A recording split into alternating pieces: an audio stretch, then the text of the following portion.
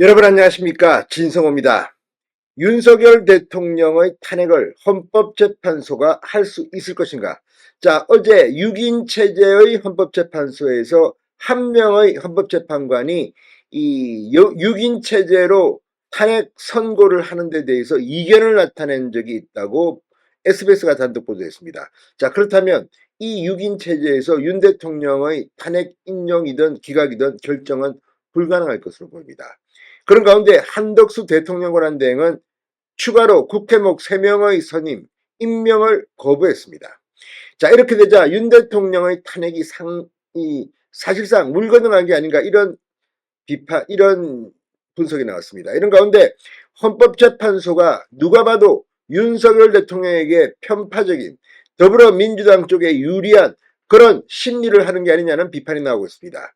김영두 헌법재판관이 서영교 민주당 의원과 사적 모임에서 만난 사진이 공개됐고 여러 가지 김영두 재판관의 출근길 발언으로 왜 저 사람이 저렇게 하나 이런 비판도 나왔습니다. 그런데 정작 중요한 것은 바로 윤 대통령의 탄핵 결정을 6인 체제로 하는 것이 맞는가 하는 겁니다.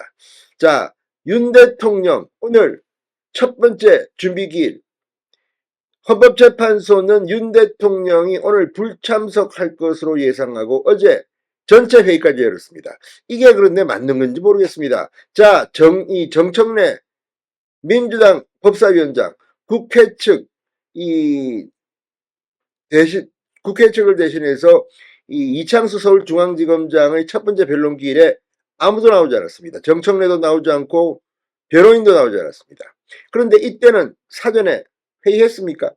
아무튼 윤 대통령만 유독 이렇게 어떻게 하면 빨리 끝낼까? 송달도 받은 걸로 하겠다. 이렇게 회의를 계속하고 있습니다. 그런데 뜻밖의 일이 벌어졌습니다. 윤 대통령 측이 오늘 안 나올 줄 알았는데 헌법재판소의 오후 2시 첫 번째 변론기일에 참석하겠다고 발표한 겁니다.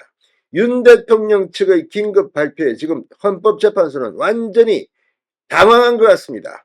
방금 전 이진 헌법재판소 공보관이 긴급 브리핑을 했습니다.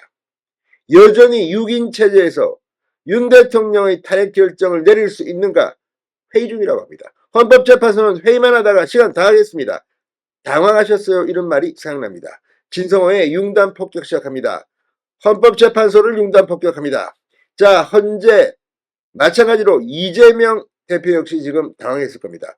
아니, 윤석열 대통령 측이 나온단 말이야. 자, 윤석열 대통령 변호인단이 이때 1차로 꾸려졌습니다. 헌법재판소 출신, 판사 출신, 대거 기용을 했습니다. 검사장 출신도 한 명 왔습니다. 자, 지금 윤 대통령 측의 법적 대응, 윤 대통령은 검찰총장 출신 법률가입니다. 그렇게 간단한 사람이 아닙니다. 헌법재판소가 뒤통수 한 방 맞았습니다. 자, 윤 대통령이 탄핵 심판에 필요한 대리인단을 선임하고 오늘 변론 준비 절차를 시작으로 본격적인 변론 대응에 나섭니다. 대반격에 나서는 겁니다. 윤 대통령이 대리인을 선임하면서 오늘 오후 2시로 예정된 헌법재판소의 첫 변론 준비 기일을 비롯해 송달 등 후속 절차는 정상적으로 진행될 것으로 보입니다. 윤 대통령 측은 오늘 오전 기자들에게 배보윤 변호사 등 윤 대통령 측 대리인들이 헌법재판소에 선임계를 내고 오후 2시 탄핵심판 변론 준비 기일에 출석할 예정이다 이렇게 밝혔습니다. 국회에서 탄핵소추안이 가결돼 헌재에 접수된 지 13일 만입니다. 자, 배보윤 변호사는 사법연수원 20기, 올해 64세입니다.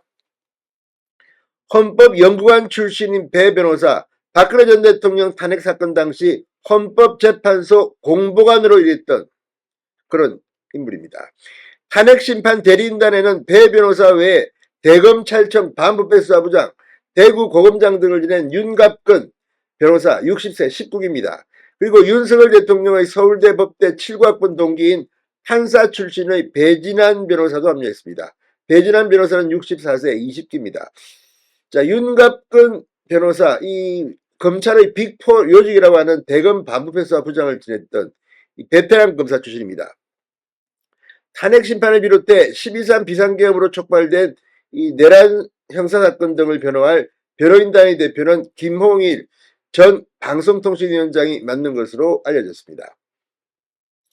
자, 탄핵심판과 고위공직자 범죄수사처 수사 대응과 관련해 윤 대통령의 공보 담당은 대검찰청 반부패수사부장 대구고검장을 지낸 윤 변호사. 자, 윤갑근 변호사가 맞습니다. 오늘 이 윤석열 대통령 측의 이 발표에 상당히 헌법재판소는 놀랐을 겁니다. 어제만 하더라도 문영배 헌재수장 직무대행을 비롯한 재판관들은 이 재판관 회를 열고 향후 탄핵심판 진행 계획을 논의했습니다. 윤 대통령이 오늘 불출석할 때는 어떻게 대응할 것이냐 이런 걸 했다는데 이 사람들은 지금 어떻게 하면 민주당 쪽에 기분 좋은 뉴스를 전해줄까 고민하는 겁니까 뭡니까?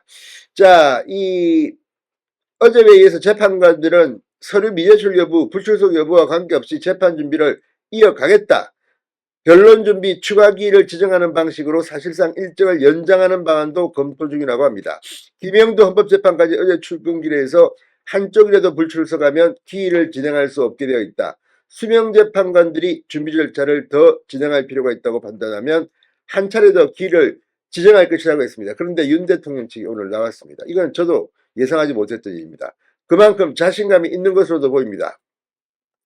자, 방금 전 이진 헌법재판소 공고관은 기자단 브리핑에서 이 재판관 6인 체제에서 선고를 할 수도 있고 안 할 수도 있다. 상황은 변동하기 때문에 선고할지 여부는 계속 논의하고 있다.